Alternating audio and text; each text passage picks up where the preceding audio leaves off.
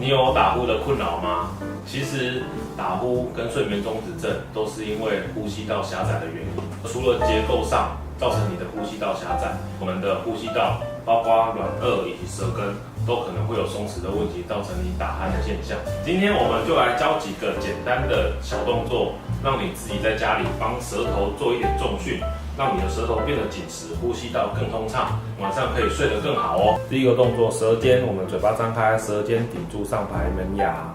然后沿着门牙往上颚滑，往后滑，尽量滑到没有办法往后滑为止。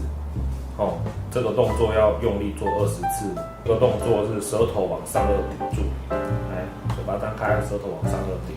这样，整块舌头贴到上颚，对，整块舌头贴到上颚，然后让舌头与上颚吸住，最后就是用力往下，发出嘣的声音。对，这个动作也要做20次。再来的话，就是我们舌头在嘴巴里面转圈，就是第一个舌头往左上，尽量往左上，然后往左下，再滑到右下，再滑到右上，这个转圈的动作也要做20次。接下来这个动作是训练我们舌部的肌肉，就是要第一个我们把舌头伸出来，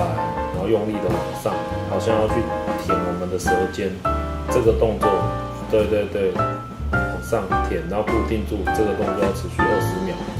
一天要做3到5次，往上用力努力往上舔。